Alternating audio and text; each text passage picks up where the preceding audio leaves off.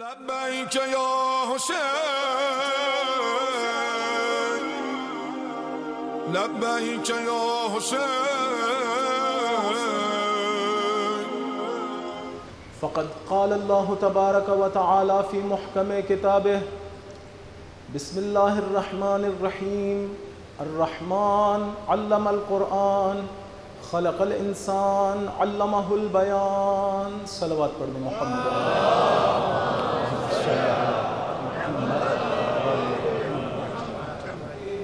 ایسا نہ سمجھیے کہ قرآن فقط و فقط ایک ہی درجہ رکھتا ہے، مختلف درجات رکھتا ہے۔ خود قرآن کبھی کہتا ہے ان ھذا القرآن یہدی للتی ہی اقوم، یہ قرآن ہدایت کرتا ہے۔ کبھی کہتا ہے ذالک الکتاب، کبھی اشارہ قریب کرتا ہے، کبھی اشارہ بعید کرتا ہے۔ علماء نے کہا وہ جب اشارہ بعید کر رہا ہو تو اس کے وہ والے ملکوتی مراتب، اور جب اشارہ قریب کر رہا ہو تو وہی جو ہمارے گھروں میں ہے۔ توجہ کریں تو یہ چیزیں کھلتی چلی جائیں گی۔ لیکن کل ہماری گفتگو یہاں تک پہنچی تھی کہ قرآن کا نزول تین طرح سے، وَمَا كَانَ لِبَشَرٍ أَن يُكَلِّمَهُ اللَّهُ إِلَّا وَحْيًا أَوْ مِنْ وَرَاءِ حِجَابٍ أَوْ يُرْسِلَ رَسُولًا۔ خداوند متعال نے کہا یا تو ڈائریکٹ بات کرتا ہے خداوند متعال، یا حجاب کے پیچھے سے۔ حجاب میں نے بتایا کہ وہاں پر بھی ایسا نہیں ہوتا ہے کہ ساؤنڈ ویوز کریٹ ہوتی ہیں، وہاں پر بھی ایک چیز ہے جسے ٹول کے طور پہ یوز کیا جاتا ہے، جائے ظہور کلام خداوند متعال، لیکن وہ کلام فزیکل نہیں ہوتا، ساؤنڈ ویوز نہیں ہوتی۔ یا پھر کیا ہے، فرشتے کو بھیجتا ہے۔ خوب، پھر میں نے یہ بھی عرض کیا کہ حتیٰ اب یہاں پر یہ سوال تھا کہ رسول پاک جو الفاظ ہمیں بتا رہے ہیں، خدا سے یہ الفاظ تو نہیں سنے اس لیے کہ ساؤنڈ ویوز نہیں تھی، لیکن جو ہمیں بتائے ہیں وہ تو ساؤنڈ ویوز ہیں، تو یہ کہاں سے آئے؟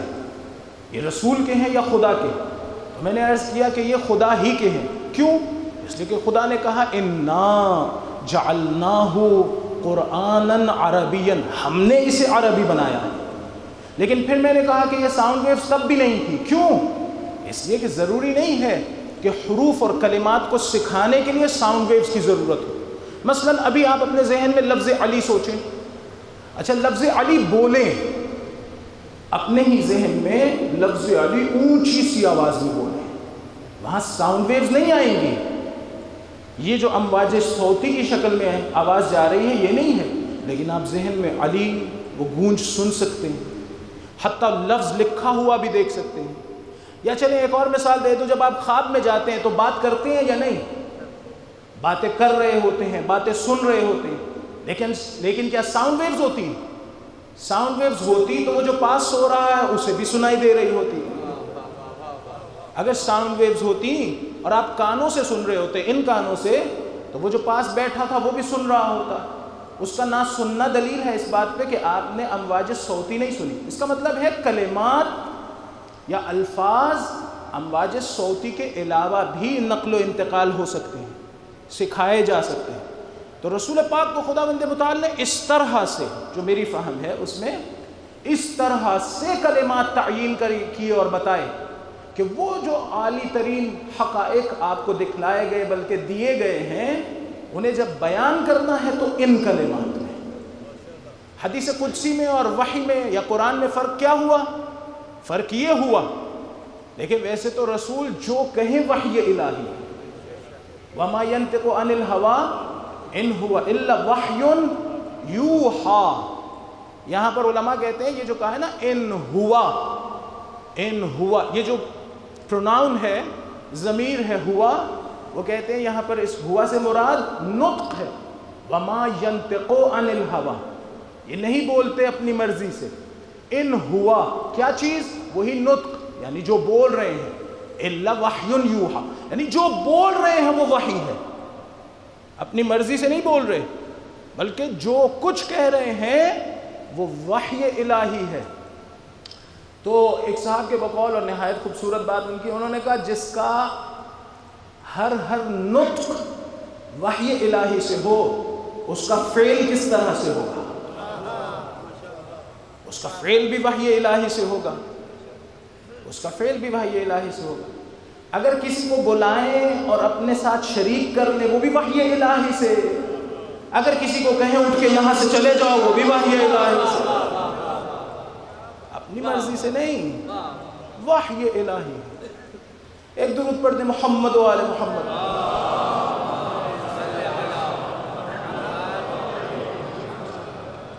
تو حضور وہ یہ مرحلہ بھی کہ کلمات کس کے ہیں؟ خداوند متعال کے ہیں، اور خدا ہی نے سکھلائی۔ حدیث قدسی میں اور اس میں فرق کیا ہوا کہ حدیث قدسی میں رسول اپنے کلمات استعمال کرتے ہیں، لیکن قرآن میں خدا کی طرف سے معین شدہ کلمات استعمال ہوتے ہیں، ایک ایک حرف خدا کی طرف سے۔ اور میں نے کل عرض کیا کہ قرآن کا معجزہ ہونا اس جہت سے بھی ہے، اور بھی جہات ہیں انشاءاللہ عرض کرنے کی کوشش کروں گا، لیکن اس جہت سے بھی ہے کہ ان عالی ترین حقائق کو نیچے لایا گیا اور فزیکل ساؤنڈ ویوز میں بیان کر دیا گیا۔ لیکن پھر میں نے عرض کیا کہ وہ جو پہلی قسم ہے، ایک درود پڑھ دیں محمد و آل محمد علیہ السلام، جہاں پر خداوند متعال بغیر واسطے کے بات کرتا ہے، وحی کرتا ہے لیکن درمیان میں فرشتہ نہیں ہوتا ہے۔ جس طرح معراج پر خدا نے فَأَوْحَا إِلَىٰ عَبْدِهِ مَا أَوْحَا، وہاں کوئی فرشتہ نہیں تھا۔ یعنی قرآن کا ایک درجہ وہ ہے جسے فرشتے کے ذریعے نیچے نہیں بھیجنا تھا، حبیب کو معراج سے بلا کے دینا تھا۔ ایک درجہ وہ ہے جسے فرشتہ نیچے لا ہی نہیں سکتا، اس کے لیے حبیب کو اوپر بلایا گیا۔ انسان روحانی معراج پر فائز ہو تو یہ بات سمجھ میں آ سکتی ہے۔ البتہ وہ معراج میں ذکر نہیں کر رہا جس کے بارے میں علماء قائل ہیں کہ روحانی کے علاوہ جسمانی بھی تھی۔ ایک درود پڑھ دیں محمد و آل محمد علیہ السلام۔ اس مرحلے کے لیے اور بھی آیات موجود ہیں۔ اِنَّكَ لَتُلَقَّى الْقُرْآنَ مِن لَدُنْ حَكِيمٍ عَلِيمٍ، اے حبیب آپ قرآن کو تلقی کرتے ہیں، قرآن کو لیتے ہیں، تلقی کرتے ہیں، لقاء ہوتا ہے، لقاء، تلقی لقیا سے ہے، لقاء سے ملاقات کرتے ہیں، یعنی اتحاد وجودی، آپ میں اور قرآن میں اتحاد وجودی ہوتا ہے۔ خوب آپ قرآن کو تلقی کرتے کس سے؟ فرشتے سے نہیں، من لدن حکیم علیم، حکیم و علیم سے۔ وہاں کہا تھا قرآن کو کہ انہو فی ام الکتاب لدینا لعلی حکیم، وہاں پر بھی یہی دو لفظ تھے، یہاں ہے حکیم علیم، وہاں ہے لعلی حکیم، حکمت بھی ذکر ہوا، علوف بھی، اس لیے کہ خداوند متعال علی و حکیم ہے، لہذا قرآن بھی علی و حکیم ہے، اس لیے کہ خدا کی تجلی ہے۔ اور جو حضور کو ملا ہے تو فرمایا کہ آپ کو یہ علم لدنی کی شکل میں ملا ہے، من لدن علی، من لدن حکیم علیم، آپ کو یہ علم لدنی کی شکل میں ملا ہے۔ جو ہمیں مل رہا ہے یا جو ہم حاصل کر رہے ہیں یہ علم لدنی نہیں ہے، علم لدنی علم حضوری ہے، اور جو ہمیں حاصل ہوتا ہے علم حصولی۔ علم حصولی کا مطلب وہی کانسیپٹس، اور علم حضوری کا مطلب حقائق۔ اور میں نے کل عرض کیا کس طرح سے یہ حقائق حاصل ہوتے ہیں۔ اگر کوئی شخص مسلسل اس پر عمل کرتا رہے تو وہ قرآن کی معرفت کے میدان میں ساؤنڈ ویو سے بڑھ جائے گا، مفاہیم کی دنیا سے بھی بڑھ جائے گا، اور اس جگہ پہنچے گا جہاں پر وہ خود قرآن اپنے وجود میں محسوس کرے گا۔ آیت اللہ محمد حسین طباطبائی کے بارے میں وہ فرماتے ہیں کہ میں پورے قرآن کی، ہمارے استاد کے بقول انہوں نے سورہ والعصر میں یہ بیان فرمایا کہ میں پورے قرآن کی تفسیر صرف ایک سورہ والعصر کے ذریعے سے کر سکتا ہوں۔ کیسے ہوتا ہے؟ جب تک ایک انسان خود، بعض علماء نے کہا کہ وہ خود بعض مقامات پر تھے۔ کون سے مقامات پر؟ انہوں نے کہا کہ سورہ والعصر کے مقام پر تھے۔ کیا مطلب ہے سورہ والعصر کے مقام پر ہونا؟ جو مجھے سمجھ میں آتا ہے وہ یہ کہ اگر کوئی شخص وہ 4 صفات جو سورہ والعصر میں ذکر ہوئی ہیں مسلسل اپنے اندر انجام دیتا رہے، اعمال انجام دیتا رہے، تو وہ 4 صفات اس کے وجود میں داخل ہو جائیں گی۔ الا الذین آمنوا وعملوا الصالحات وتواصوا بالحق وتواصوا بالصبر. اگر کوئی شخص یہ 4 صفات اپنی زندگی میں مسلسل ایمان بھی رکھتا ہو، عمل صالح بھی انجام دیتا ہو، وصیت صبر بھی کرتا ہو، وصیت حق بھی کرتا ہو، اگر مسلسل انجام دے گا تو نتیجہ کیا نکلے گا؟ یہ 4 صفات اس میں آئیں گی، گویا وہ خود اتنی حیثیت سے قرآن کے ساتھ اتحاد پیدا کر لے گا. شاید یہ مطلب درست ہو. ایک درود پڑھے محمد و آل محمد علیہ السلام. بہرحال یہ تحلیل میری ہے لیکن وہ قول کسی اور کا تھا. ایک درود پڑھ دیں محمد و آل محمد علیہ السلام. لیکن ممکن ہے کہ اس کے ساتھ اتحاد کیا جا سکے، قرآن کے ساتھ اتحاد ہو سکے. پھر ایک اور قسم کیا ہے کہ جہاں پر فرشتہ لے کے آتا ہے. یہ 3 قسمیں کیوں ہیں آخر؟ کیوں 3 قسمیں ہیں؟ ایک ہی قسم ہوتی، خدا ایک ہی طرح سے قرآن میں کیوں نہیں نازل کرتا؟ 3 قسموں سے. خدا کوئی ہماری طرح سے ہے؟ آج میں آفس جا رہا ہوں یا درس پہ جا رہا ہوں، آج دل کر رہا ہے وہ والی گاڑی لے جاؤں، اگلے دن دل کیا دوسری گاڑی لے جاؤں، پھر اگلے دن دل کیا پیدل چلا جاؤں، پھر اگلے دن دل کیا کہ موٹر سائیکل پہ چلا جاؤں یا کوئی ٹیکسی وغیرہ منگوا لوں، رکشہ منگوا لوں. کیا خدا اس طرح سے ہے؟ نہیں. یہ تغیرات انسانوں میں ہو سکتے ہیں، خدا میں نہیں. یہ جو تغیر ہے کہ آج یہ دل کر رہا ہے اور کل کچھ اور دل کر رہا ہے اور پرسوں ایک اور چیز کا دل کرے گا، یہ خدا میں نہیں ہو سکتا. اس لیے کہ جو بدل جائے وہ خدا نہیں ہوتا، محل عوارض ہو جائے گا، اور جو محل عوارض ہو محتاج ہے عرض کا، اور جو محتاج ہو وہ خدا نہیں ہے.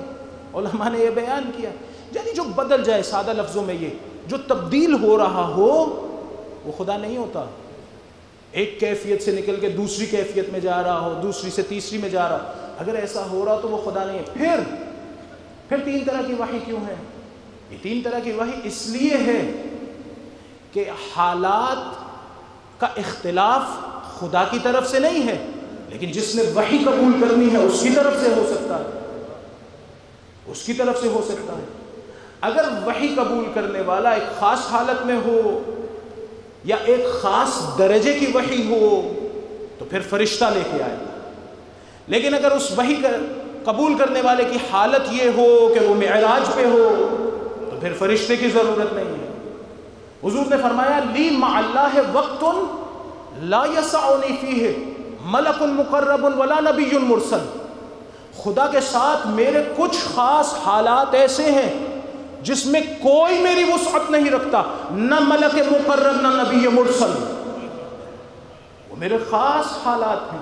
اگر ان حالات میں کوئی وحی آ جائے تو پھر کوئی فرشتہ نہیں لے کے آئے گا، ڈائریکٹ خدا سے بات ہوگی. میں نے عرض کیا کہ امام سے پوچھا بعض اوقات کیوں رسول خدا کی حالت بدلتی تھی، کیوں بے ہوش ہو جاتے تھے؟ کہا جس وقت خدا خود بات کرتا تھا. یہ خدا خود کب بات کرتا ہے؟ یہ خدا خود کب بات کرتا ہے؟ مثلا فرض کریں حضرت موسیٰ کی والدہ سے بات کی، خود بات نہیں کی، فرشتے کو بھیجا. حضرت مریم سے بات کی، خود بات نہیں کی، فرشتے کو بھیجا. کیوں؟ اگر انسان اپنی ترقی کے مراحل میں وہی فنا فی اللہ والی منزل تک نہ پہنچا، وہی کمال یا ولایت مطلقہ تک نہ پہنچا ہو یا خلافت مطلقہ تک، تو ضرورت ہے کہ درمیان میں کوئی واسطہ ہو. لیکن اگر کوئی شخصیت ایسی ہو کہ وہ کمال انسانی کے آخری درجے پر ہو تو اس کے لیے ضروری نہیں ہے کوئی واسطہ ہو. نہ اس کی طرف وحی نازل کرتے وقت کسی فرشتے کی ضرورت ہوگی، نہ اس کی روح قبض کرتے وقت کسی فرشتے کی ضرورت ہوگی. جس طرح وحی اس کی طرف خود نازل کرے گا اسی طرح روح بھی اس کی خود قبض کرے گا. خدا قرآن میں کہہ رہا ہے یا ایتھا النفس المطمئنہ ارجعی الی ربک راضیۃ مرضیہ. خود خطاب کر کے کہہ رہا ہے واپس لوٹ آؤ. کسی فرشتے سے نہیں کہہ رہا جاؤ میرے عبد کی روح قبض کر کے لاؤ. خود خطاب کر رہا ہے واپس آؤ.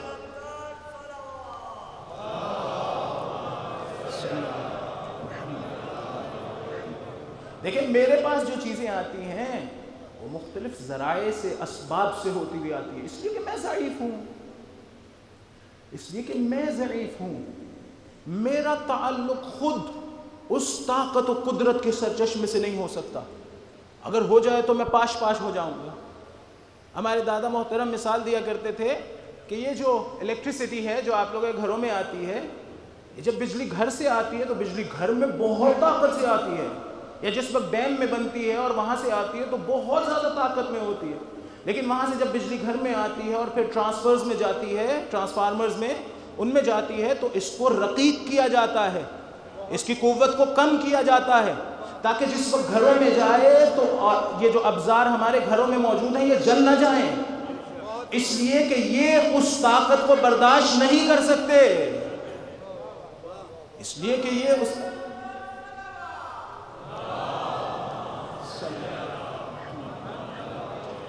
لیکن اگر کوئی ایسی چیز ہو جو اس طاقت کو برداشت کر سکتی ہو تو اس کے لیے رقیق نہیں کیا جائے گا، ضعیف نہیں کیا جائے گا، وہ اس پوری طاقت کو برداشت کرنے کے قابل ہے۔ تو لہٰذا وہاں پر کیا ہوگا؟ وہاں قبض روح اس طرح سے نہیں ہوگا کہ فرشتے کو بھیجا جائے، اس انسان کامل کے مرتبے کے خلاف ہے کہ فرشتہ آ کے قبض روح کرے، اس کے رتبے کے خلاف ہے، یہ خدا پھر خود قبض کرتا ہے۔ لیکن یہاں پر توجہ ادھر کریں کہ خدا کیا کہہ رہا ہوتا ہے؟ یا ایتھا النفس المطمئنہ ارجعی الی ربک راضیۃ مرضیہ، اے نفس مطمئنہ اپنے رب کی طرف واپس لوٹا، یہ نہیں کہ اپنے رب کی طرف آ جا، اپنے رب کی طرف واپس لوٹا۔ دیکھیں اگر میں کسی کو یہاں سے بھیجوں تو اسے کہوں گا واپس آ جاؤ، لیکن اگر کوئی دور کھڑا ہو تو میں اسے کہوں گا ادھر آ جاؤ۔ خدا نے یہ نہیں کہا نفس مطمئنہ ادھر آ جا، کہا واپس آ جا، معلوم ہوا خدا ہی کے پاس سے بھیجے گئے تھے، معلوم ہوا خدا نے اپنے ہی پاس سے بھیجا تھا۔ ایک درود پڑھ دے محمد و آل محمد علیہ السلام۔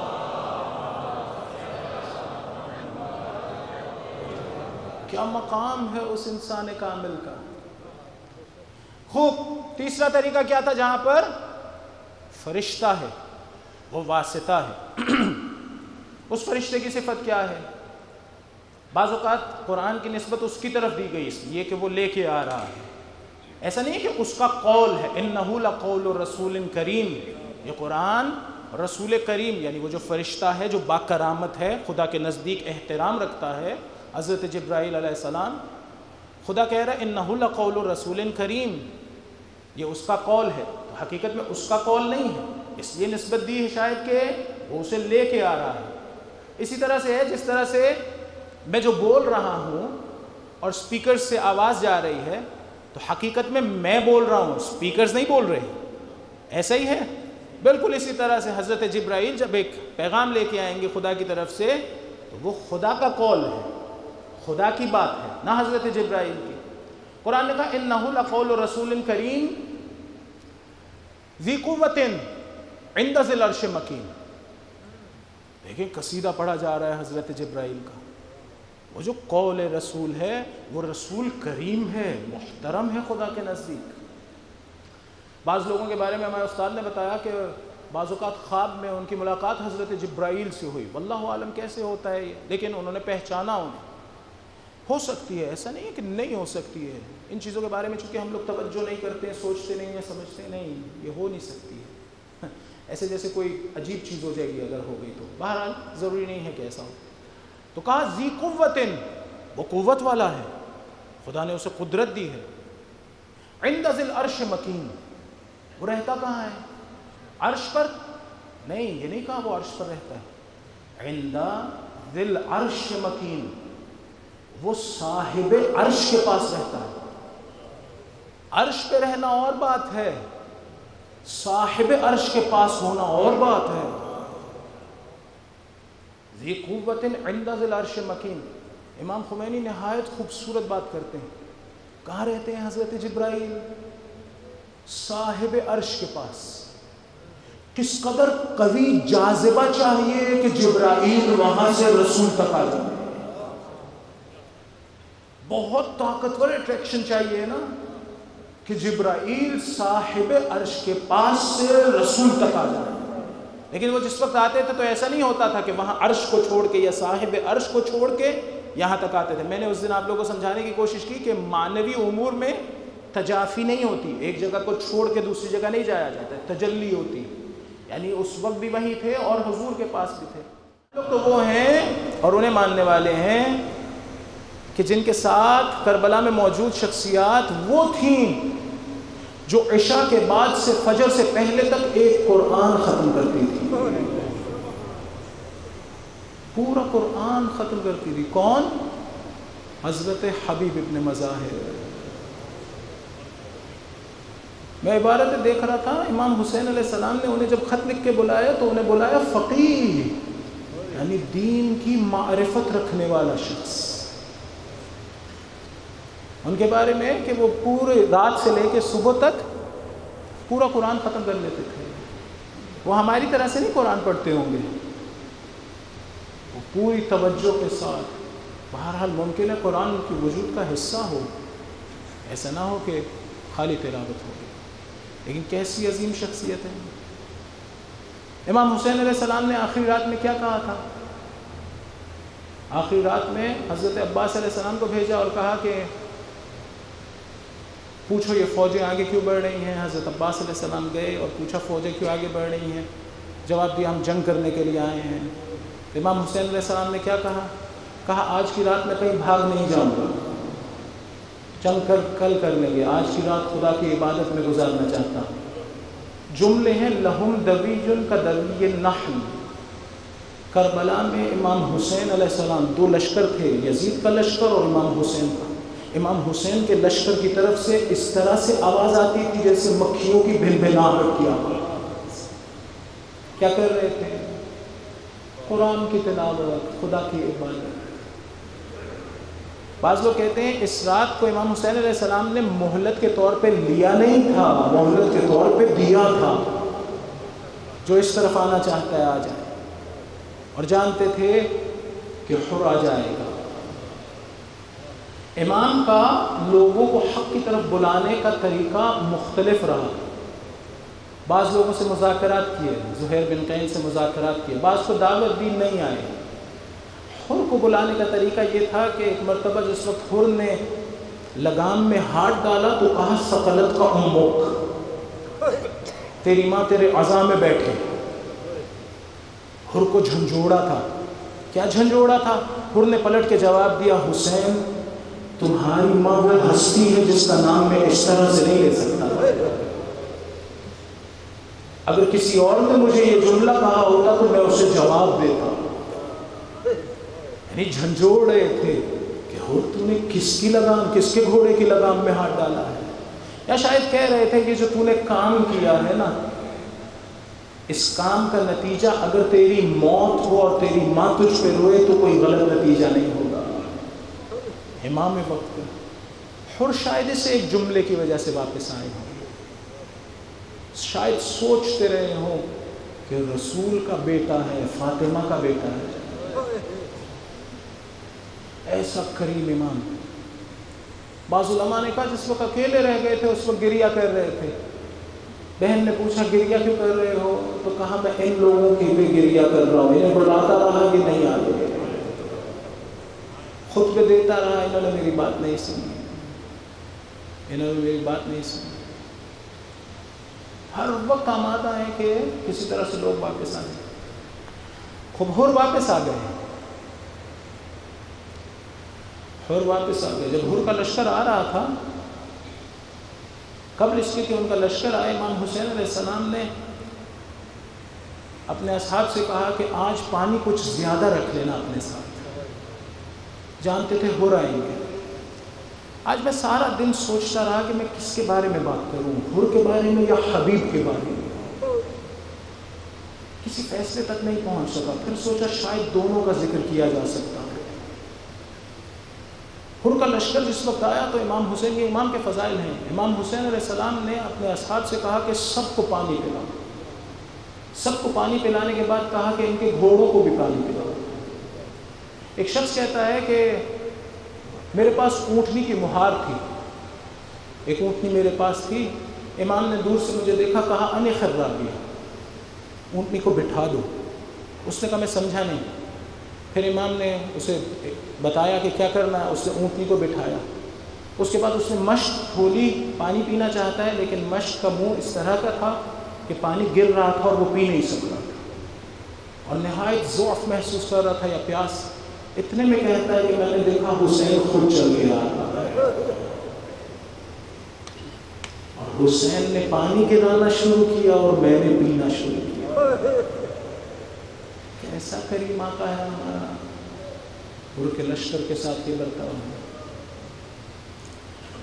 بعض لوگوں نے کہا حر آخری دن میں ایک شخص ساتھ کھڑا تھا اور دیکھ رہا تھا کہ حر کی طبیعت ٹھیک نہیں ہے. عمر سعد سے مکالمہ ہو چکا تھا حر کا، عاشور کا دن تھا. حر کہہ رہا تھا کہ کیا تو واقعاً حسین سے لڑائی کرے گا؟ کہا ہاں، آج وہ دن ہے جس دن سر کٹیں گے، بازو کٹیں گے. کہا یہ رسول کا بیٹا ہے جس سے جنگ کرنے چلا ہے. اب حر پریشان تھے کہ حسین کو میں نے یہاں روکا تھا. وہ شخص کہتا ہے میں نے حر کو دیکھا، اس کی طبیعت عجیب سی ہے. میں پاس کھڑا تھا گھوڑے کے ساتھ، تو مجھے یہ سوال کرتا ہے، مجھ سے کہتا ہے کہ قرہ اس کا نام تھا. کہا تو نے اپنے گھوڑے کو پانی پلایا ہے؟ وہ سمجھ گیا. وہ کہتا ہے میں سمجھا کہ حر چھوڑ کے جانا چاہتا ہے لشکر. میں نے کہا نہیں، گھوڑے کو پانی نہیں پلایا، میں پلانے چلے جاتا ہوں. لیکن میں سوچ رہا تھا کہ شاید حر اپنے آپ سے باتیں کر رہا تھا کہ اس شخص نے اپنے گھوڑے کو بھی پانی پلایا ہوگا، وہاں حسین کے بچے میری وجہ سے پیاسے. ایک مرتبہ بعض لوگوں نے کہا کہ حر کے لیے جب پانی لایا گیا تو حر نے پھینک دیا، نہیں پیا. بیٹا خیمے میں آیا تو حر کو دیکھا، حر عجیب کیفیت میں. باپ سے کہا کیا ہوا ہے؟ کہا ذرا قریب آؤ حسین کے خیموں کی طرف.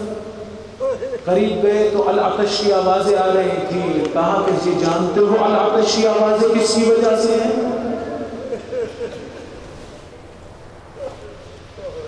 میں نے حسین کو روکا تھا، میں نے حسین کو روکا تھا. لیکن حسین جانتے ہیں حر، حسین کریم ابن کریم. ایک مرتبہ امام حسین کی طرف گئے اور اپنی ڈھال الٹا دی، یعنی یہ بتا رہے تھے کہ مولا میں پناہ لینے آیا ہوں. امام حسین علیہ السلام کے پاس آئے، امام حسین علیہ السلام نے قبول کیا.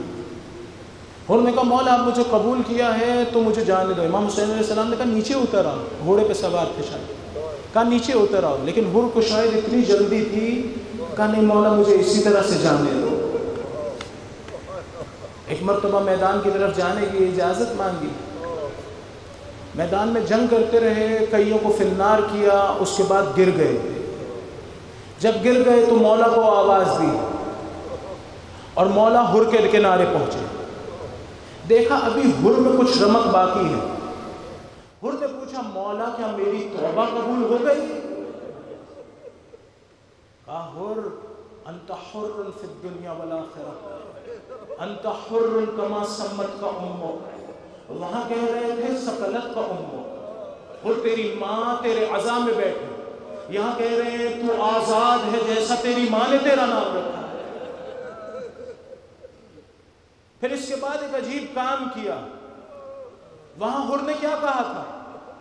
حر نے کہا تھا حسین اگر کوئی اور ہوتا اور میری ماں کا نام لیتا تو میں اسے جواب دیتا، لیکن تمہاری ماں وہ ہے جس کا میں نام ادب سے لے سکتا ہوں. شاید حسین کو یہ جملہ یاد تھا. ایک مرتبہ دیکھا حر کی پیشانی پہ ایک چوٹ لگی ہے، اپنی ماں کا رومال نکالا، حر کے پیشانی پہ باندھ دیا. میں کہوں گا مولا یہ رومال حر کی پیشانی پہ باندھا ہے نا، کوئی چیز علی اصغر کے گلے کے لیے بھی رکھی ہے؟ بس وہ کیا کریں گے؟ کیسے کیسے صحابی ہیں حسین کے لشکر میں. وہاں حبیب کو دیکھیے، خود امام حسین حر کو اس طرح سے روکا تھا، حبیب کو کہہ کے بلایا. خط پہنچا، حبیب نے دیکھا سارے اس کے قبیلے والے کھڑے ہیں. پوچھا کیا کرو گے؟ کہا میں بوڑھا ہو گیا ہوں، میں نہیں جاؤں گا. گھر میں آئے، بیوی نے پوچھا کیا کرو گے؟ کہا میں بوڑھا ہو گیا ہوں، میں کیسے جاؤں؟ کہا رسول خدا کا بیٹا بلا رہے ہیں اور تم کہتے ہو نہیں جاؤں گا۔ کہا ضعیف اگر میں گیا نا تو تمہارا گھر تباہ کر دیا جائے گا۔ اس نے کہا تباہ کرنے دو تم۔ کہا اگر میں چلا گیا نا میں کیسے رہوں، جسم میں جان نہیں ہے۔ ایک مرتبہ اپنا مکنا اٹھا کے حبیب کی طرف پھینکا، حبیب اگر نہیں جانا ہے تو یہ چادر اوڑھ لے۔ کہا نہیں میں جاؤں گا، لیکن کیسے جائیں؟ پہرا ہے، سارے دروازے بند ہیں۔ حسین کی مظلومیت یہاں سے سمجھیں۔ ایک مرتبہ اپنے غلام کو تلوار دی، گھوڑا دیا کہ جاؤ فلاں دروازے پہ میرا انتظار کرنا۔ حبیب کو اس دروازے پہ پہنچنے میں کچھ دیر ہو گئی۔ جب دیر ہو گئی نا، پہنچے تو کیا دیکھا؟ غلام گھوڑے سے بات کر رہا ہے، کہہ رہا ہے اے میرے مالک کے گھوڑے، اگر میرا مالک نہ آیا نا میں خود حسین کی مدد کو جاؤں گا۔ ایک مرتبہ حبیب نے سنا، گریہ شروع کر دیا، اے پسر فاطمہ یہ کیسا وقت ہے؟ کنیز زادے آپ کی مدد کے لیے، کہا تجھے آزاد کیا۔ اس نے کہا مالک اب جو جنت کی طرف جا رہے ہو تو مجھے آزاد کر رہے ہو، مجھے ساتھ لے جاؤ۔ جیسے ہی کربلا میں پہنچے لوگوں نے تکبیر بلند کی، جناب زینب کو آواز پہنچی۔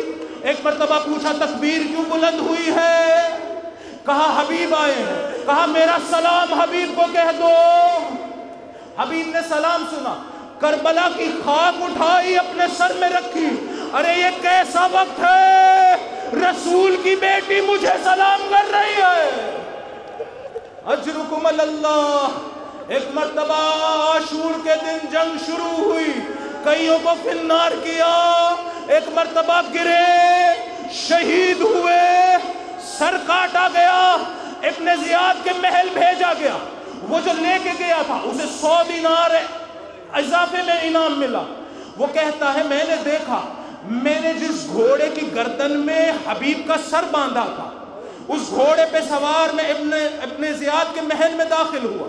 جب میں محل میں داخل ہو رہا تھا ایک چھوٹا سا بچہ میرے ساتھ دوڑ رہا تھا، جب میں محل سے نکلا ایک بچہ ساتھ دوڑ رہا تھا۔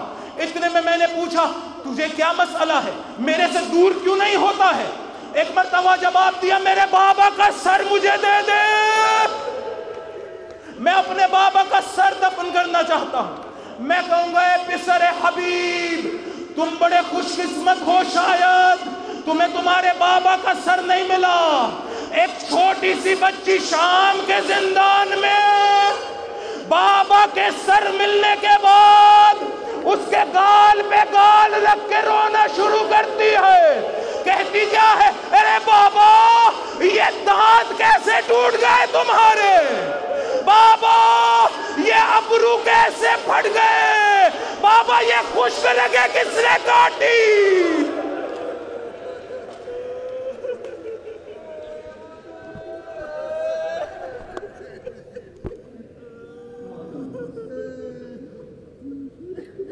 لبیک یا حسین، لبیک یا حسین۔